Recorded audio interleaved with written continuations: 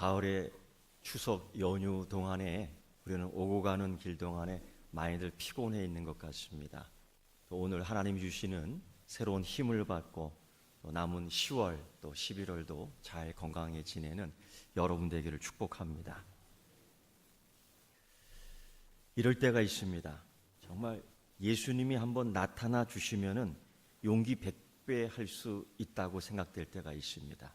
우리가 믿음 생활하며 이 땅에 생활할 때 때로는 어려움에 봉착하게 될 때가 있습니다. 어려움에 닥칠 때가 있는데 정말 힘들어요. 일어나기가 힘듭니다. 앞으로 더 나가기가 힘듭니다. 이럴 때 예수님이 한번 딱 찾아와 주시면은 펄떡 일어날 것 같은데 그래 나타나지 않는 거예요. 오히려 이럴 때일수록 예수님은 더 침묵할 때가 있습니다. 아니, 예수님은 숨어 계실 때가 있는 것 같습니다. 그래서 이사야 선지자는 이렇게 얘기하죠. 이스라엘 백성들이 그 환난과 역경 속에서 그랬어요. 하나님 어디 계십니까? 하나님이 숨어 계시는 하나님 아니십니까? 또 원수들은 그렇게 해요. 너희 하나님은 졸고 계시는 하나님인가 보다. 많은 속상함이 있었습니다. 우리들도 마찬가지죠. 이럴 때 얼마나 당황스러운지 모릅니다. 혹 어떤 이들은 그렇게 얘기합니다. 예수님은 안 계신 것 같아. 그리고 믿음을 버리고 떠나가는 경우도 있습니다. 이런 어려운 상황이 누구에게든지 닥칩니다. 오늘 우리가 읽은 성경 사도행전 27장에 사도 바울이 마치 예수님이 없는 것처럼,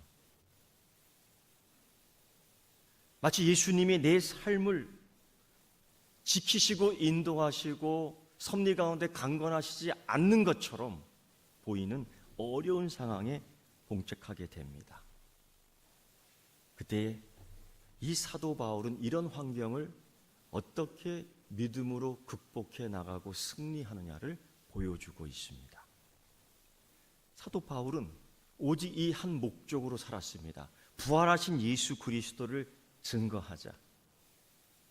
그 생의 가장 큰 충격은 다메섹 길에서 부활하신 예수 그리스도를 만나면서 그의 일생이 확 바뀝니다.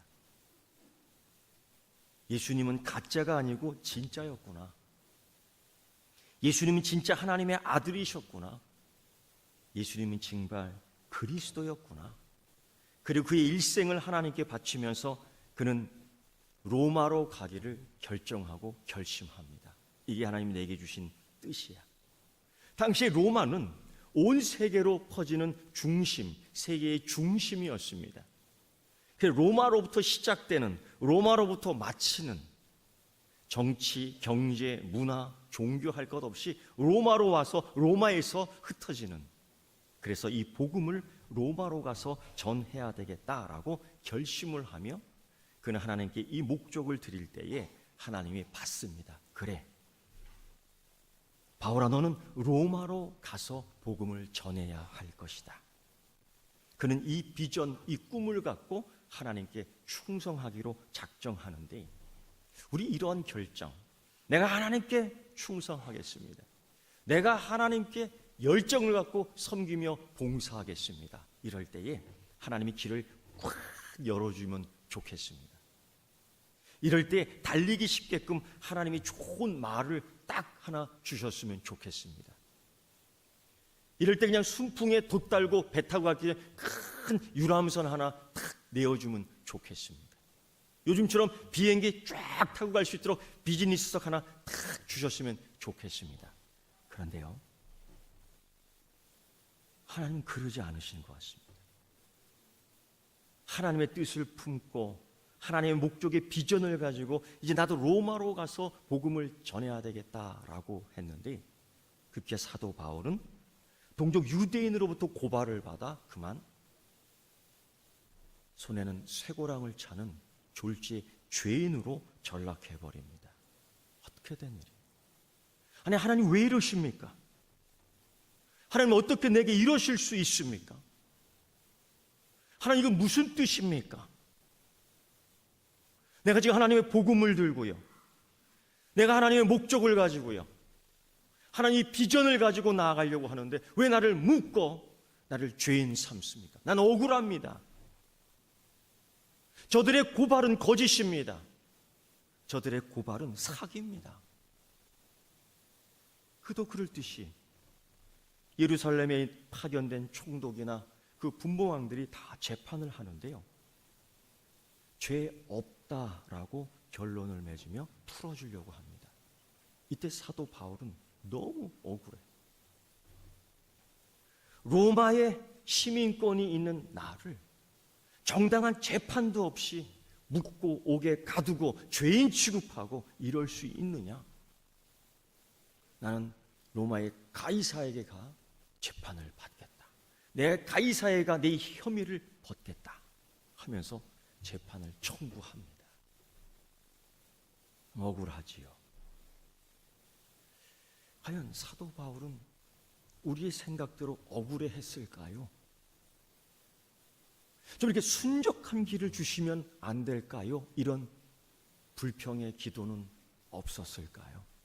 그런데 사도행전 사도 바울이 묶이는 그 과정부터 6번의 재판과 지루한 재판과 억울한 재판과 이 사기적인 재판 속에 그는 한마디 이런 불평과 속상함을 하나님께 아뢰지 않습니다.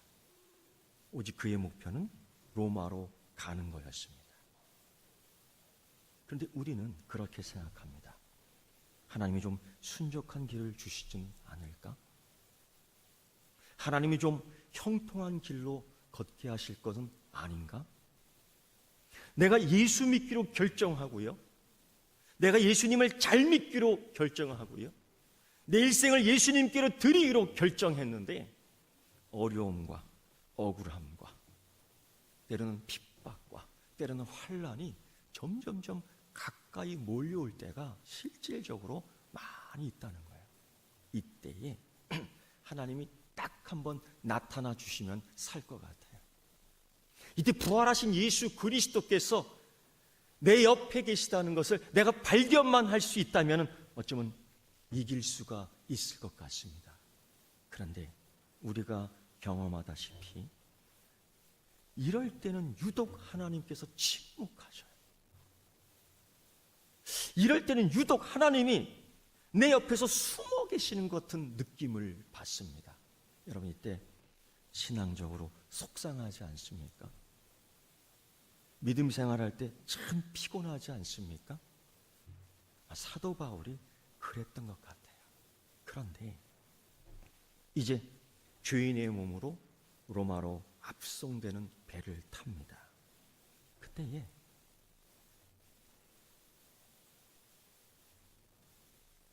하나님의 사자가 사도 바울에게 나타나 이렇게 얘기해요. 바울아, 두려워하지 말라. 네가 로마의 가이사에게 가서 복음을 증거할 거야. 두려워하지 마. 그 말씀을 받아요. 특히 주의 사자로부터. 그냥 부활하신 예수님이 담의 세계에서 나타난 것처럼 딱 말씀해 주시면 좋겠는데, 아니, 그게 아니라 주의 사자를 통해서. 그리고 그는 하나님 말씀을 믿습니다. 그런데 풍랑이 일어나요. 아니, 하나님 나를 가이사에게 보내겠다고. 하나님 로마의 비전을 두고 로마의 꿈을 듣고 로마의 복음 증거하겠는데 왜 이렇게 또 풍랑이 일어납니까? 이해할 수가 없습니다. 우리가 하나님의 뜻대로 살려고 하는데 우리 인생에 있어서, 우리의 삶에 있어서 이런 풍랑이, 이런 바람이 잦아드는 일이 없어요. 항상 일어납니다. 왜냐? 사단은 말입니다, 어떻게 해서든지 우리로 하여금 하나님께 가까이 가지 못하게끔, 사단의 목적은 우리를 어떻게든지 하나님의 은혜로부터 멀어지게 하려는 그 목적을 가지고 수단과 방법을 가리지 않습니다. 이때에 많은 어려움이 사도 바울뿐 아니라 그 옆에 있는 모든 사람들에게 어려움이 닥쳐와요. 배가 뒤집힐 것 같습니다. 바람이 부는데 사람이 날아갈 것 같습니다. 돛대는 이미 찢어져 나가는 것 같습니다. 그 당시에 그곳에서 흔히 불 수 있는 폭풍 유라굴로라는 폭풍이 배를 꽝 친 거예요. 그런데요, 사람들이 두려워 떱니다. 사람들이 무서워 떱니다. 사람들이 흥분하기 시작하고 이 위협이, 어쩌면 이 사망의 권세가 내가 물에 빠져 죽을 수 있다는 두려움 속에, 절망과 낙심 속에 콕 주저앉고 많습니다. 그런데 이때에 사도 바울이 묶여있는 이 쇠사슬에 잠겨있지만은 이 모든 상황을 이기는 초연함 속에 사람들에게 이렇게 얘기합니다. 안심하라. 안심하라. 이 배가 물론 많은 재산, 이 배에 있는 많은 물건의 손해는 입지만은, 물론 이 배가 파손하고 망가지지만은 우리의 생명은 안전할 것이다라고 담대하게 외칩니다. 그 환경 속에서 배가 뒹굴고 사람이 뒹굴고 많은 화물이 물에 빠져나가고 배는 깨지고 있는 상태에서 바울은 이렇게 얘기합니다. 그리고 초연합니다. 그들과 대조적으로 동요하며 흥분하며 위협 속에 절망하는 그들과는 정반대로 그는 오히려 평강을 갖습니다. 어떻게 이렇게 할 수 있을까? 그 이유가 무엇일까? 그는 무엇을 보았기에, 그는 무엇을 믿기에 이렇게 그들과 다를까라는 거예요. 그 유라굴로는 폭풍 속에서, 그 풍랑 속에서 그는 이 이유가 있었습니다. 첫째 이유는 그것입니다. 하나님 말씀을 주의 깊게 들었던 거예요. 겉으로 드러난 닷의 이 모든 헝겊들은 찢어지고 이 닷은 꺾어지지만은 이 폭풍 속에, 이 바람 속에 배가 주체하지 못하고 이리저리 가지만은, 이리 굴러 저리 굴러 유라굴로 속에 빠져가지만은 사도 바울은 하나님 임재하심의 닷을 딱 피고 있었던 겁니다. 어떤 바람이 불어도 하나님 함께하심의 이 닷은 꺾이거나 찢기거나 접혀지지 않는 줄 믿습니다. 주의 사자가 이렇게 말씀했다는 겁니다. 너는 로마로 간다. 그것도 한 번이 아니라 수십 번을, 너는 로마로 간다. 너는 가이사 앞으로 간다. 너는 로마에서 말씀을 전한다. 너는 가이사에게 복음을 증거할 것이다. 사도 바울은 그 말씀을 믿으며 고로 나는 빠지지 않는다라는 거예요. 고로 나는 죽지 않는다라는 거예요. 물론 여러분, 바울이 이러한 유라굴로의 폭풍 속에 이리 굴리고 저리 굴리고 하는 가운데에 주님은 나타나지 않았습니다. 단지 주의 사자가 말씀하셨을 뿐입니다. 우리의 신앙을 돌이켜봅니다. 주님, 이럴 때 한번 나타나 주십시오. 이럴 때 내가 주님을 보게 해 주십시오. 이럴 때 내가 주님을 만져보면 믿겠습니다. 이럴 때 주님 한번 나타나 주셔서 내가 하나님을 만져보며 확인할 수 있게 해 주십시오. 마치 도마의 소원처럼 우리는 그러한 경우가 많이 있습니다. 우리 주님의 부활과 우리 주님 하나님께로 보좌 우편 가기까지 40일 동안의 기간에 많은 제자들과 많은 사람들을 만났습니다. 기억해 보십시오. 그런데요, 그 사람들을 만나며 주님은 곧이어 사라집니다.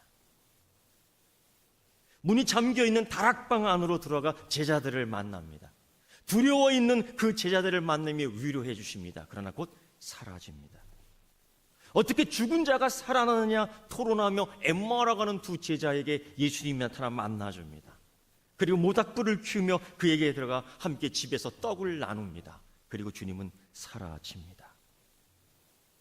주님은 왜 나타나시는 걸까? 주님은 왜 그들에게 보여주셨을까? 주님은 사라지기 위해서입니다. 오히려 그들에게 사라짐에 익숙하도록 보이셨던 겁니다. 주님은 그들이 예수 그리스도를 다시 볼 수 없을지라도 그들과 늘 함께 계신다는 것을 보여주고 가르치고 믿게끔 하기 위해서 사라진 것입니다. 비록 그들의 눈에는 보이지 않지만은 실제로 임마누엘 되시는 우리 주님께서 나와 우리와 너희와 함께 하신다는 것을 보여주기 위하여 사라진 것입니다. 유라굴로 속에 이 엎치락 뒤치락하는 이 딩금 속에서 그들은 하나님을 확인하지 못하지만은, 그들은 하나님을 볼 수 없지만은, 그들은 예수님을 만질 수 없지만은 사도 바울은 하나님 임재하시는 말씀의 닷을 쫙 피고 있었던 것입니다. 그는 하나님을 만나고 있었던 것입니다. 감각적인 인식, 내가 만져봐야지만이 믿겠어, 내가 봐야지만이 믿겠어, 내가 맛을 봐야지만이 믿겠어가 아니라 감각적인 인식보다는 이제 새로운 영적 인식을 더 확실하게 갖는 단계로 이끌기 위하여 주님은 바울에게 유라굴로를 허락하신 줄 믿습니다. 여러분, 우리도 마찬가지예요. 우리 삶에 유라굴로가 있습니다. 육신의 유라굴로가 있습니다. 말 못할 질병들이 있습니다. 병 낫기를 원하며 우리는 기도합니다. 하나님께서 한 번만 고쳐주시면 저 사람 잘 믿을 수 있습니다. 때로는 우리의 기도를 하나님이 받아주시지 않을 때가 있습니다. 많이 속상해요. 그러나 여러분, 우리가 하나님의 뜻을 어떻게 알고, 우리가 하나님의 계획을 어떻게 알고, 우리가 하나님의 섭리를 어떻게 측정할 수 있겠습니까? 그러나 훗날 그 이야기를 들어보면 육신의 유라굴로를 가진 그 입에서 하나님이 나를 사랑하는 줄 믿습니다라는 고백을 듣습니다. 그리고 그는 하나님 나라로 갑니다.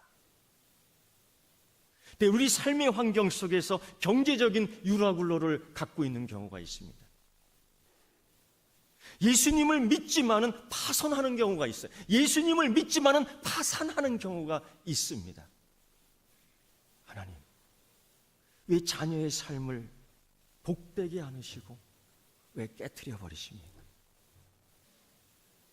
하나님, 자녀의 삶을 이 바구니에 듬뿍 은혜의 은혜 더 풍성하게 해주신다고 그랬는데 이 바구니는 왜 찢어져 있습니까? 왜 인생의 유라굴로의 폭풍을 그에게 경험케 하여 돌고 돌고 돌고 하십니까? 우리는 모릅니다. 우리는 하나님의 뜻을 깊이 알 수가 없습니다. 그러나 유라굴로를 경험했던 그의 입술에서는 그렇게 얘기합니다. 하나님이 나와 함께 하셨다. 그 비밀을 우리는 알 수 없습니다. 오늘 사도 바울이 그렇습니다. 주님이 나타나 주시지 않았지만은 주님의 말씀 임재의 닻을 걸어 이 유라굴로를 능히 이겨나가는 믿음이 있는 줄 믿습니다. 여러분에게도 유라굴로가 항상 있지만은 사단의 이 바람이 끊일 날이 없지만은 하나님 말씀의 임재의 잣을 걸어 풍랑이 불 때마다 배의 속력을 더 높이는 여러분 되기를 축원합니다. 두 번째요, 사도 바울이 이렇게 평강을 유지하며 그들에게 담대히 이야기할 수 있었던 이유는 어디에 있습니까? 그는 하나님에게 목적을 두었기 때문입니다. 하나님은 누누이, 부활하신 예수 그리스도께서는 사도 바울에게 누누이 이렇게 말씀하셨습니다. 내가 로마에 가서 증거하여야 하리라. 내가 로마에 가서 가이사 앞에 서리라. 내가 가이사에게 네가 로마에 가서 내 이 복음을 증거하여야 하리라. 세상 사람들은 백부장은, 선장은, 선주는 남풍이 순하게 불자 그만 그곳에 미혹되어 그릇된 판단을 내립니다. 배를 띄워도 되겠구나. 그러나 사도 바울은 이미 하나님 주의 사자를 통해 말씀을 들어 이 배는 큰 손해를 입겠다라는 말씀을 받습니다. 사도 바울은 이 항해를 막습니다. 그러나 여러분, 누가 죄인의 말을 듣겠습니까? 누가 압송되는 죄인의 말을 듣겠습니까? 백부장의 미혹된 판단, 사단의 남풍 순하게 보는 유혹에 선장은 다 넘어갑니다. 그 겨울철에 남풍이 순하게 분다는 것은 잠깐이라는 걸 알면서도 이런 미혹에 넘어가요. 그 겨울에 이러한 순한 바람은 불지 않는다는 걸 알면서도 우리는 미혹되는 경우가 허다해요. 이 가을에 찬바람이 불 것이고 이 겨울에는 더 찬바람이 불 것이라는 걸 알면서도 우리는 때로 덥다고 얇은 옷을 입고 다니는 경우가 있습니다. 이처럼 반드시 폭풍이 몰려옵니다. 이런 유혹에 미혹되어 어떨 때는 우리 자신도 원치 않지만은 그 폭풍 속에 들어갈 수밖에 없는 상황, 아닌 걸 알면서도, 미혹이라는 걸 알면서도 묶여있는 몸으로 폭풍 속으로 들어갈 수밖에 없는 사도 바울의 상황. 이런 가운데서도 사도 바울은 어떻게 평강을 유지할 수 있었을까? 그것은 하나님의 목적에 붙들려 있었기 때문입니다. 하나님의 목적은 너를 반드시 로마로 보내겠다. 너를 반드시 가이사 앞에 세우겠다. 고로 이 배는 깨지고 이 안에 있는 재물은 물속에 빠지며 손해보고 우리가 가고자 하는 이 배는 모든 기구가 깨져 바닷속에 빠질지라도 우리는 산다. 이것이 바울의 믿음이었습니다. 여러분, 유라굴로가 때로는 우리의 재물을 손해보게 하고요, 유라굴로가 때로는 우리의 건강을 손해보게 하고요, 유라굴로라는 이 폭풍이 이 배를 깨는 것처럼 우리의 인생을 깨는 것처럼 보이지만은 여전히 하나님은 나를 통해서 이 목적을 이루고자 하는 것을 포기하지 않는 하나님, 그 자녀를 포기하지 않은 하나님, 임마누엘 주신 하나님께서 끝까지 거기까지 로마까지 가이사 앞까지 하나님 나라 앞까지 천국까지 우리를 인도해 주시는 줄 믿습니다. 그런데 여러분, 이런 환경 속에서 그들은 당연히 두려움에 빠지는 건 당연한 겁니다. 이제 죽을 수밖에 없는 절망 속에 생을 포기하고 싶은 생각, 감정은 어쩌면 당연한 것입니다. 그런데 말입니다, 배가 물이 점점 들어오고 모든 사람들이 살겠다고 화물을 바다에 던지며 배의 도구를 던지는데 보니 죄인들도 도망치려고 하는 것 같습니다. 죄인 호송을 맡은 백부장과 군인들이 그를 죽이려고 하는 거예요. 그 죄인들을 죽이려고 하는 거예요. 이때 사도 바울이 죄인들의 몸으로 막습니다. 죽이지 말아라. 며칠 동안 음식을 제대로 먹지 못했기 때문에 버틸 힘이 이제 없는 그들을 향해서 사도 바울은 먹을 걸 나누어 주면서 먹이게 합니다. 하나님이 이 배는 손해를 보지만은 우리의 생명에는 손해보지 않게 할 것이다 하면서 그들에게 먹이며 힘을 주며 격려하며 살려냅니다. 하나님은 왜 사도 바울을 죄인의 몸으로 호송시키는 걸까? 항상 의문입니다. 하나님의 이런 방법을 통해서 어쩌면 사도 바울을 왜 괴롭게 하실까? 우리는 예수 그리스도를 믿으면서 나는 예수를 믿는데 왜 내 삶에 이 유로굴로 같은 폭풍이 항상 있는 것일까라는 의문을 갖습니다. 근데 여러분, 사도 바울이 실제적인 그 유라굴로의 폭풍 속에서도 백부장을 위로하고 선장을 위로하고 선원을 살리며 죄인을 살리는 과정 속에서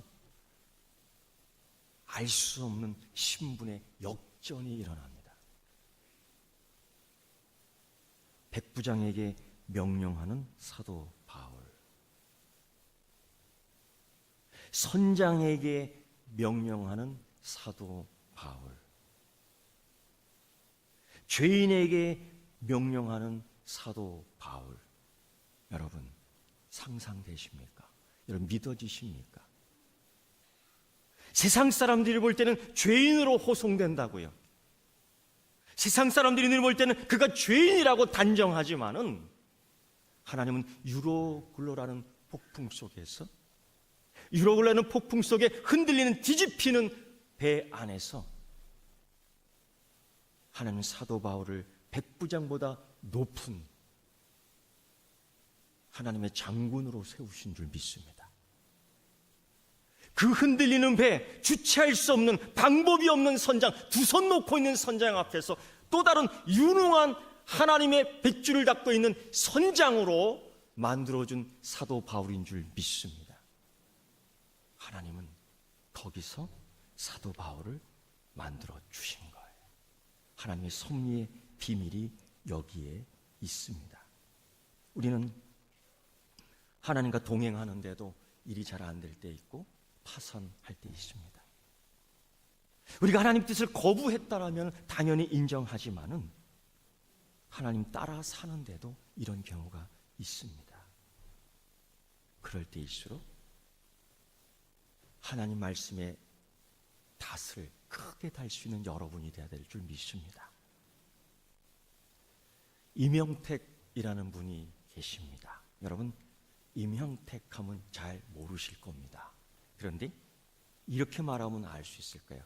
영어 단어 학습기 개발자, 깜빡이 하면 이 임형택이라는 분은 몰라도 영어 학습 단어기 깜빡이는 다 알고 있을 겁니다. 그걸 개발한 사람입니다. 발명한 사람입니다. 이분이 취업 준비하다가 이걸 만들어냈지요. 대학을 졸업하던 시기에 영어 시험이 있었는지 영어 단어를 암기하는데 외워지지 않습니다. 20개를 외우면 40개를 까먹는 순간이 돼버립니다. 고민하면서 자기가 개발한 이 깜빡이, 이걸 많은 사람들에게 한번 검증해 봤는데 효과가 있습니다. 30개를 외우는데 30개가 외워지고 100개를 외우는데 100개가 외워지는 거예요. 직장 생활을 하면서도 이 깜빡이 원리에 대해서 연구하고 발명해냅니다. 그런데 이걸 발명하고 개발하고 보급하는데요, 8년이 걸려요. 8년. 이 8년 동안 일을 하는 데에 직장도 그만두고 수입도 없는 상태에서 개발하고 보급하는데 버틸 수가 없었습니다. 그런데 버텨요. 어떤 분이 그에게 묻습니다. 임형택 사장님, 8년 동안 개발하며 보급하는 이 훌륭한 영어 단어 학습기인 이 발명품을 보급하기까지 숱한 역경이 있었을 텐데 버틸 수 있는 힘은 어디서 나온 겁니까? 이 유라굴로 같은 이 인생의 이 폭풍이 몰았을 때 흔들렸지만은 넘어지지 않고 빠지지 않고 이 항구에 무사히 도착할 수 있던 힘은 어디서 나오는 것입니까? 그가 이렇게 얘기합니다. 힘든 상태에서 버틸 수 있는 힘은 그동안 잊고 있었던 하나님과의 만남 속에서 내가 버틸 수 있는 힘이 생겼습니다. 그리고 그는 또다시 이렇게 고백합니다. 내가 지금까지의 삶이 모두 하나님의 계획 가운데 있는 줄 이제는 믿습니다. 그걸 깨달았다는 거예요. 그래서 나는 더 이제 내 마음을 담아 하나님께 감사하기를 원합니다. 그러면서 그 감사의 마음을 어디에 담았느냐? 신구약 성경 단어 33,000개를 그 깜빡이에다가 딱 담아놓은 거예요. 그래서 모든 이들이 영어를 배울 때마다 성경의 단어 33,000개를 탁탁탁탁탁 듣게 되는 거죠. 여러분, 우리가 마음을 돌려 하나님 바라보기만 한다면 하나님 여기 계신 줄 믿습니다. 유라굴로 폭풍에 집중하지 말고 그 폭풍 가운데 나를 인도하는 하나님에게 집중하는 여러분 되기를 축원합니다. 하나님이 미소 지으며 우리를 인도하시는 줄 믿습니다. 오늘도 여러분, 오늘도 나를 사랑하는 하나님 생각하며 이 내게 있는 유라굴로의 어려움을 이겨 넘어가는 여러분 되기를 축원합니다. 반드시 하나님이 창대하게 할 줄 믿습니다.